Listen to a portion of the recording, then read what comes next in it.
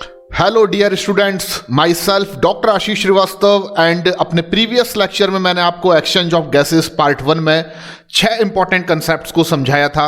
अगर आपने previous lecture को नहीं देखा है तो सबसे पहले आपको एक्सचेंज ऑफ गैसेस पार्ट 1 को कंप्लीट करना है, उसके बाद आपको एक्सचेंज ऑफ गैसेस पार्ट 2 पर आना है। आज के इस लेक्चर में मैं आपको जो कुछ भी बताने वाला हूं वो सभी के सभी कंसेप्ट एनसीईआरटी में दिए गए हैं और वो आपके प्रीवियस लेक्चर पर ही बेस्ड होंगे। तो प्रीवियस लेक्चर अगर आपने देखा है तो उसमें मैंने जो भी चीजें आपको बताई थी उन सभी नॉलेज को मैं आज इंटीग्रेटेड करके एनसीईआरटी के इस डायग्राम को आपको समझाता हूं। इस डायग्राम में एक्सचेंज ऑफ गैसेस को बताया गया है स्पेशली दो साइट पर, एक एल्विलाई एंड डीऑक्सीजनेटेड ब्लड के बीच में होने वाला गैसियस एक्सचेंज और दूसरा ऑक्सीजनेटेड ब्लड और टिश्यूज के बीच होने वाला गैसियस एक्सचेंज। अब जैसा कि हम जानते हैं कि जब आप इनहेलेशन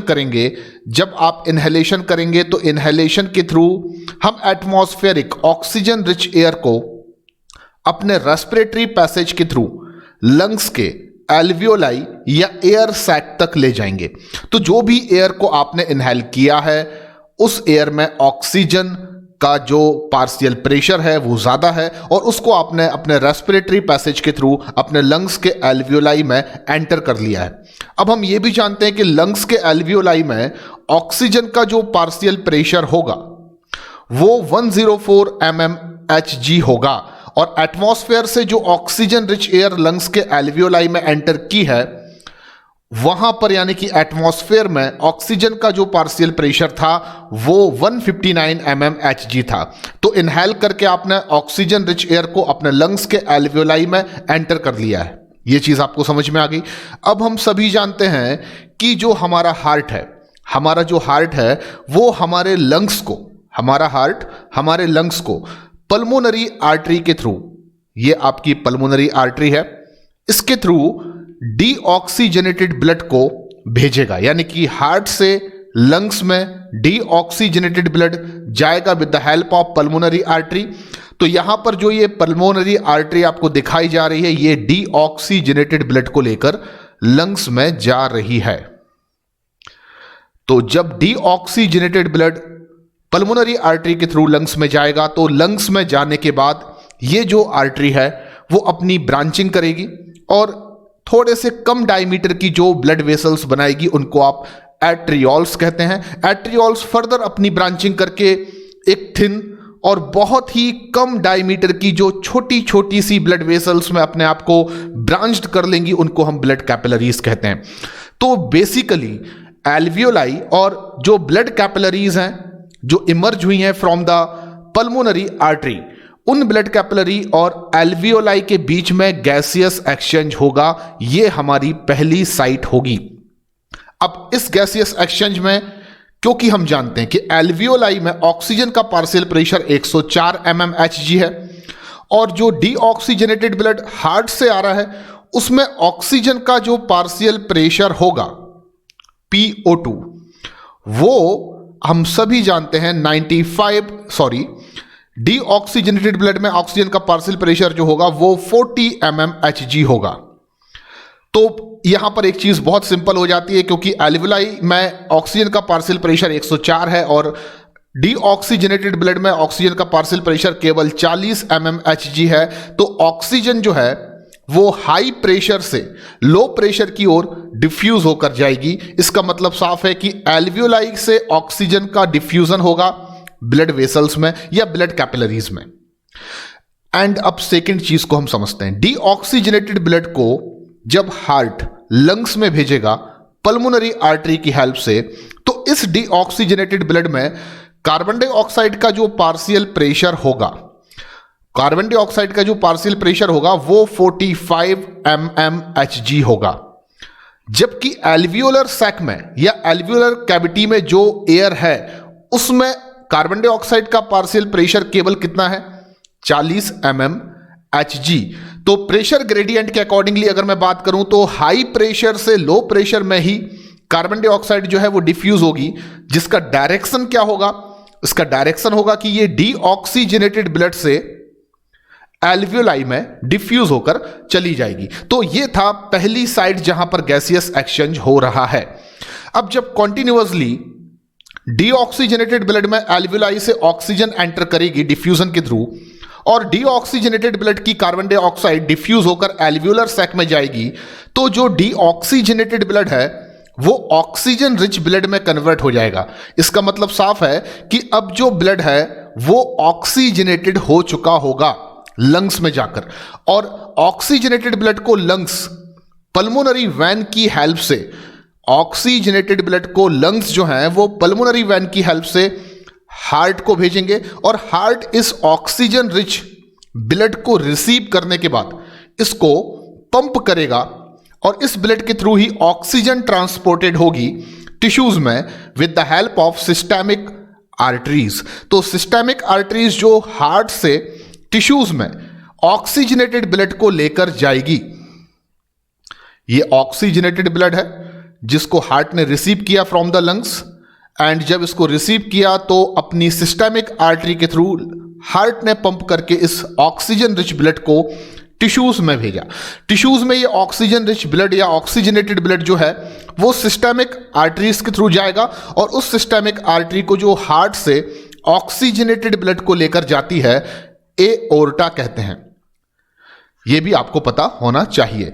अब जो ऑक्सीजनेटेड ब्लड है उसमें ऑक्सीजन का पार्शियल प्रेशर कितना होगा, तो हमने प्रीवियस लेक्चर में पढ़ा है 95 mmHg, जबकि कार्बन डाइऑक्साइड का पार्शियल प्रेशर क्या होगा 40 mmHg।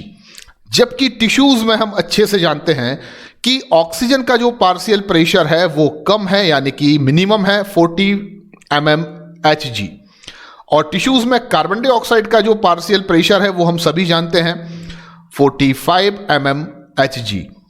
तो अब यहां पर दूसरी साइट है जहां पर गैसेस का एक्सचेंज होना है, वो है ऑक्सीजनेटेड ब्लड एंड टिश्यूज। तो अब यहां पर किस प्रकार का प्रेशर ग्रेडियंट जो है वो क्रिएट हो रहा है, तो मैं आपको बता देता हूं कि ऑक्सीजन रिच ब्लड में या ऑक्सीजनेटेड ब्लड में ऑक्सीजन का पार्शियल प्रेशर है 95, जबकि टिश्यूज में केवल 40।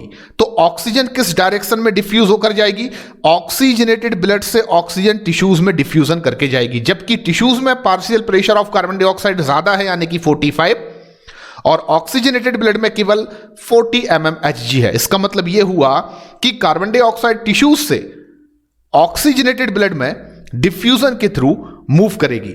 अब जब ऑक्सीजनेटेड ब्लड से लगातार ऑक्सीजन टिश्यूज में डिफ्यूज होगी और टिश्यूज की कार्बन डाइऑक्साइड लगातार डिफ्यूज होकर ब्लड में जाएगी, तो ऑक्सीजनेटेड ब्लड आपका जो है वो कन्वर्ट हो जाएगा इनटू डीऑक्सीजनेटेड ब्लड, और टिश्यूज से इस डीऑक्सीजनेटेड ब्लड को, जिसमें कि ऑक्सीजन का पार्शियल प्रेशर कितना हो जाएगा 40 mmHg, और कार्बन डाइऑक्साइड का पार्शियल प्रेशर क्या हो जाएगा 45 mmHg। अब इस डीऑक्सीजनेटेड ब्लड को टिश्यूज से हार्ट में लेकर जाने वाली जो सिस्टेमिक वैन होगी, उसका नाम भी मैं यहां पर रख सकता हूं वैना कावा।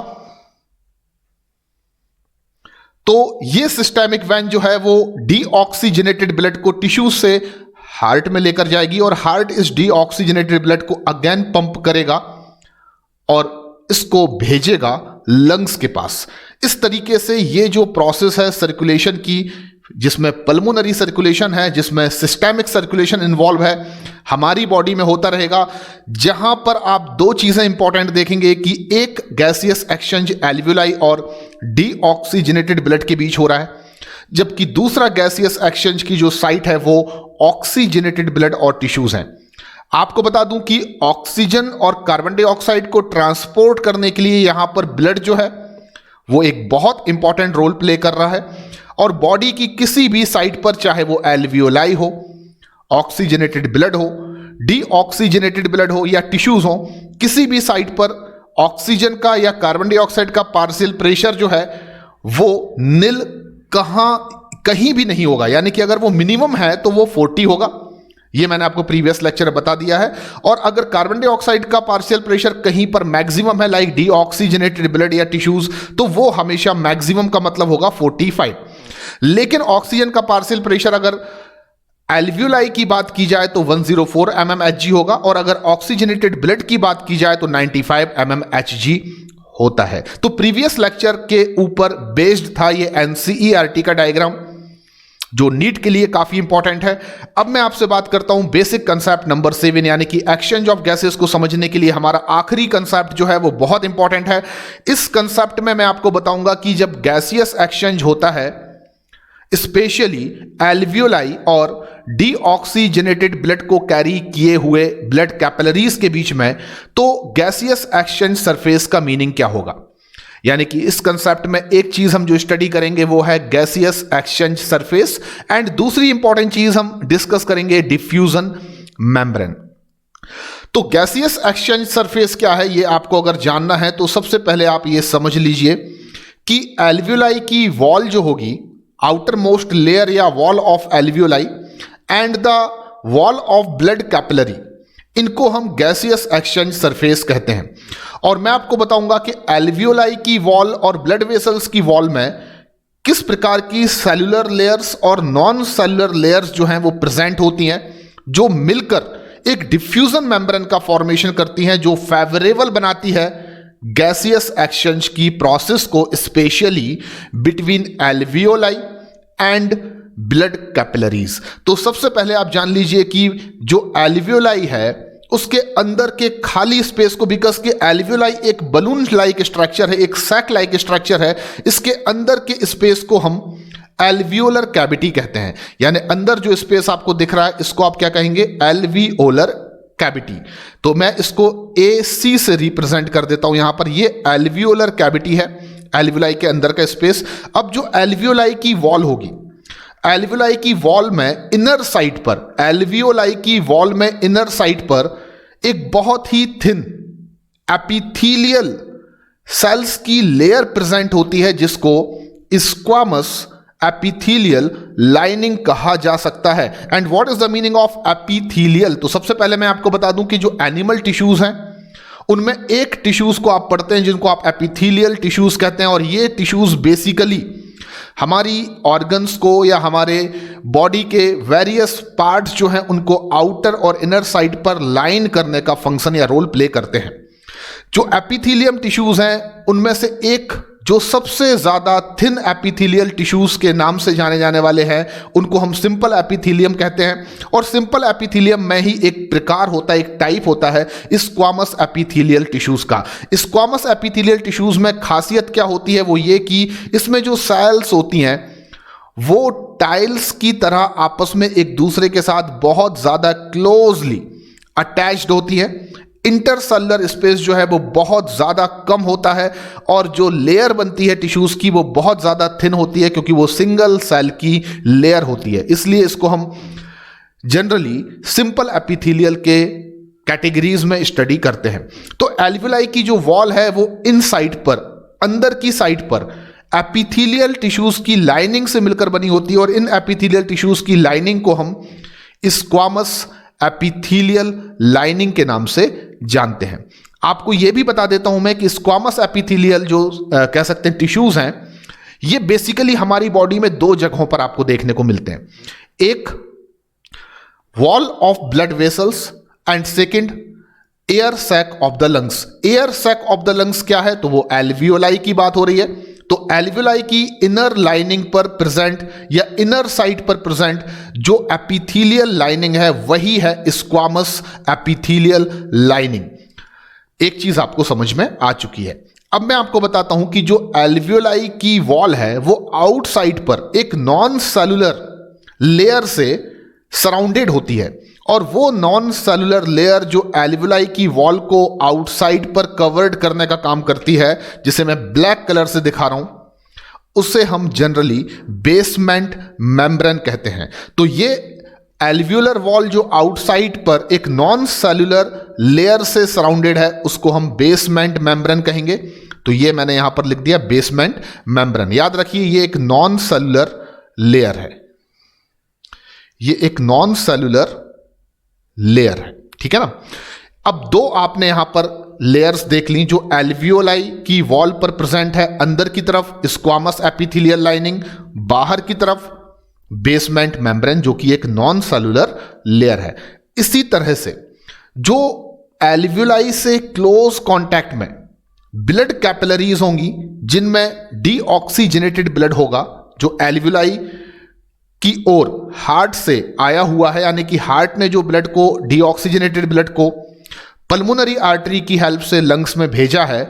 लंग्स में जाने के बाद ये पल्मोनरी आर्टरी जो है वो अपनी ब्रांचिंग करके आर्टरियोल और उसकी ब्रांचिंग से आपको छोटे छोटे डायमीटर की जो ब्लड कैपिलरीज मिलेंगी, उन ब्लड कैपिलरीज की इनर लाइनिंग पर और आउटर लाइनिंग पर भी आप देखेंगे लेयर होती है। यानी कि जो ब्लड कैपिलरीज है उनकी इनर लाइनिंग पर जो एक सेल की लेयर होती है वो भी एल्वियोलाई की वॉल पर इनर लाइनिंग पर प्रेजेंट स्क्वामस एपिथेलियल लाइनिंग के ही समान है। या मैं कहूं तो ब्लड वेसल्स या ब्लड कैपिलरीज की इनर लाइनिंग पर भी स्क्वामस एपिथेलियल लाइनिंग प्रेजेंट होती है। लेकिन आपको बता दूं कि ब्लड कैपिलरी की इनर साइड पर जो स्क्वामस एपिथेलियल लाइनिंग प्रेजेंट होती है उसको हम एक स्पेसिफिक नाम से जानते हैं और उसे हम एंडोथीलियम कहते हैं। ये एनसीईआरटी में लिखा हुआ है। ब्लड कैपिलरीज की आउटसाइड पर, यानी ब्लड कैपिलरी की जो वॉल है उसमें आउटसाइड पर भी एल्वियोलाई वॉल की तरह नॉन सेलुलर बेसमेंट मेम्ब्रेन की लेयर जो है वो प्रेजेंट होती है। तो यहां पर पर्पल कलर से जो मैंने लेयर बताई है वो ब्लड कैपिलरीज जो है उनके आउटसाइड पर प्रेजेंट एक नॉन सेलुलर लेयर है, और इसे भी मैं यहां पर वही नाम दे रहा हूं जो मैंने एल्वियोलाई पर दिया था, यानी कि बेसमेंट मेम्ब्रेन।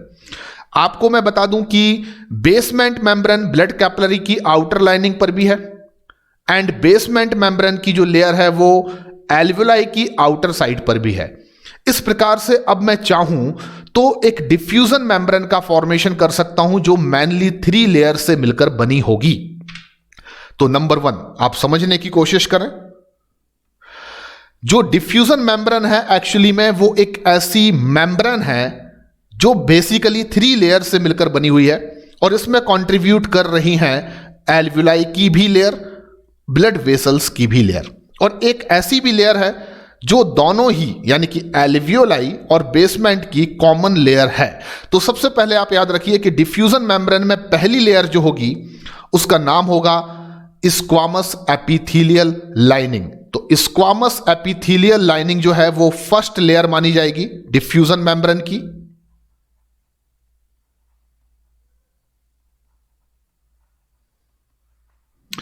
तो स्क्वामस एपिथेलियल लाइनिंग जो है वो फर्स्ट लेयर है डिफ्यूजन मेम्ब्रेन की। सेकंड जो लेयर होगी डिफ्यूजन मेम्ब्रेन की यानी कि बीच वाली, वो होगी एल्वियोलाई की आउटसाइड पर प्रेजेंट बेसमेंट मेम्ब्रेन और ब्लड कैपिलरीज के आउटसाइड पर प्रेजेंट बेसमेंट मेम्ब्रेन को कलेक्टिवली हम सेकंड लेयर कंसीडर करेंगे, जिसे आप केवल नाम लिख सकते हैं बेसमेंट मेम्ब्रेन। तो सेकेंड लेयर जो डिफ्यूजन मेम्ब्रेन में होगी उसे आप नाम देंगे बेसमेंट लेयर, ठीक है ना, जो कि एक नॉन सेलुलर लेयर है। ये डिफ्यूजन मेम्ब्रेन की बीच वाली लेयर का फॉर्मेशन करेगी।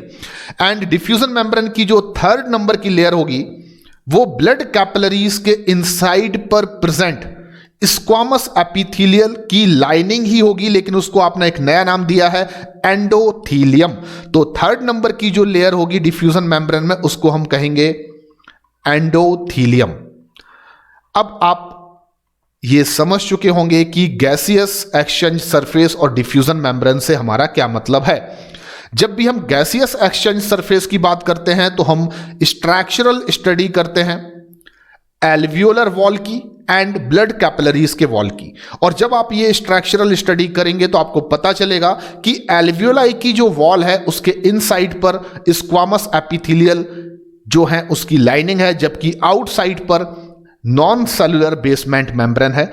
इसी तरह से जो ब्लड कैपिलरीज हैं, जब आप उनके वॉल की स्ट्रक्चरल स्टडी करेंगे तो आपको पता चलेगा कि ब्लड कैपिलरीज के आउटसाइड भी एक बेसमेंट मेम्ब्रेन है और इनसाइड अंदर की ओर स्क्वामस एपिथेलियल की लाइनिंग है। अब मैं चाहूं तो एल्वियोलाई और ब्लड वेसल्स की वॉल में प्रेजेंट इन डिफरेंट लेयर्स को मिलाकर एक डिफ्यूजन मेम्ब्रेन का फॉर्मेशन कर सकता हूं और इस डिफ्यूजन मेम्ब्रेन के थ्रू ही जो ऑक्सीजन है वो एल्वियोलर कैविटी से ब्लड कैपिलरीज में जाएगी और जो कार्बन डाइऑक्साइड है वो ब्लड वेसल से एल्वियोलर कैविटी में आएगी। इसके लिए पार्शियल प्रेशर जो है ऑक्सीजन का और कार्बन डाइऑक्साइड का वो एक काफी इंपॉर्टेंट रोल प्ले करेगा, जो आप प्रीवियसली पढ़ चुके हैं। अब मैं आपको एनसीईआरटी की ओर ले जाता हूं और एनसीईआरटी में अब ये चीज जो लिखी हुई है वो आप बहुत ही इजीली समझ पाएंगे। According to NCERT the diffusion membrane is made up of 3 major layers, जिसमें से पहली लेयर जो एल्वियोलाई की वॉल पर इनसाइड प्रेजेंट है that is squamous epithelial layer. Second layer जो कि एपिथेलियल लेयर के बाद आउटसाइड एल्वियोलाई में प्रेजेंट है, नॉन सेलुलर लेयर, जिसे मैं बेसमेंट मेम्ब्रेन कहूंगा या बेसमेंट लेयर कहूंगा। और ऐसी ही बेसमेंट मेम्ब्रेन ब्लड कैपिलरीज के आउटसाइड भी प्रेजेंट है। तो मैं दोनों की बेसमेंट मेम्ब्रेन को कलेक्टिवली एक साथ क्या कह सकता हूं, बेसमेंट सबस्टेंसेस बिटवीन देम। तो ये आपकी दूसरी लेयर हो गई। और इन दोनों लेयर के बीच में प्रेजेंट है एक ऐसी लेयर जो कि बनाती है ब्लड वेसल्स या ब्लड कैपिलरीज की इनसाइड पर प्रेजेंट या इनर साइड पर प्रेजेंट स्क्वामस एपिथेलियल लाइनिंग, जिसको हम एंडोथेलियम ऑफ एल्वियोलर कैपिलरी भी कह सकते हैं। तो ये तीनों जो लेयर्स हैं वो मिलकर डिफ्यूजन मेम्ब्रेन का फॉर्मेशन करेंगी, ये चीज आपको याद रखना है। अब ऐसे अगर देखा जाए तो डिफ्यूजन मेम्ब्रेन 3 मेजर लेयर से मिलकर बनी है, लेकिन ये हमने बहुत पहले पढ़ा है कि जो डिफ्यूजन मेम्ब्रेन होती है उसकी थिकनेस बहुत कम होती है। और इसकी जो थिकनेस होगी, तीनों लेयर से मिलकर बनने वाली इस डिफ्यूजन मेम्ब्रेन की जो थिकनेस होगी वो 1 मिलीमीटर से भी कम होगी। तो ये पॉइंट आपके लिए हमेशा याद रखना है कि डिफ्यूजन मेम्ब्रेन की जो थिकनेस है वो 1 मिलीमीटर से भी कम होती है। अब गैसियस एक्सचेंज जो है वो इस डिफ्यूजन मेम्ब्रेन के थ्रू जब होगा तो आपको याद रखना है कि डिफ्यूजन मेम्ब्रेन के थ्रू होने वाले गैसियस एक्सचेंज की जो प्रोसेस है वो क्यों इजीली हो सकती है, क्योंकि जितने भी फैक्टर्स गैसियस एक्सचेंज के लिए ज़रूरी हैं वो सभी फेवरेबल होंगे। जैसे कि नंबर 1 कि जो डिफ्यूजन मेम्ब्रेन है उसकी थिकनेस का बहुत कम होना, ये एक फेवरेबल फैक्टर है। नंबर 2 फेवरेबल फैक्टर मैं आपको बताऊं कि जो गैसेस हैं उनकी सॉल्युबिलिटी का होना, जिसमें कार्बन डाइऑक्साइड की सॉल्युबिलिटी ऑक्सीजन के कंपैरिजन में 20 से 25 गुना ज्यादा होना, जिससे कि rate of diffusion carbon dioxide का ऑक्सीजन से भी ज्यादा होगा, लेकिन सॉल्युबिलिटी ऑक्सीजन की भी होगी। थर्ड इंपॉर्टेंट चीज आपको जो याद रखना है, जो फेवरेबल कंडीशन होगी डिफ्यूजन ऑफ गैसेस के लिए या एक्सचेंज ऑफ गैसेस के लिए, वो ये कि प्रेशर ग्रेडियंट यहां पर क्रिएट होगा, यानी कि एल्वियोलाई के अंदर और ब्लड वेसल्स में जो पार्शियल प्रेशर होगा ऑक्सीजन और कार्बन डाइऑक्साइड का, वो इस प्रकार का वेरिएशन रखेगा कि जो ऑक्सीजन है वो एल्वियोलाई से ब्लड कैपिलरीज में और जो कार्बन डाइऑक्साइड है वो ब्लड कैपिलरी से एल्वियोलाई में इजिली एक्सचेंज हो सके high pressure to low pressure के डायरेक्शन में। तो अगर आपने इन सभी कंसेप्ट्स को समझ लिया है तो आपने एक्सचेंज ऑफ गैसेस के इस क्रिटिकल टॉपिक को पूरी तरह से कंप्लीट कर लिया है। जितनी भी चीजें मैंने आपको अपने प्रीवियस लेक्चर्स में बताई हैं वो सभी नीट के पॉइंट ऑफ व्यू से बहुत ज्यादा इंपॉर्टेंट हैं। तो आज के लिए इतना ही। आगे के लेक्चर्स में मैं आपको breathing and exchange of gases से रिलेटेड और भी कुछ इंपॉर्टेंट टॉपिक्स पढ़ाऊंगा। तब तक के लिए थैंक यू वेरी मच, धन्यवाद।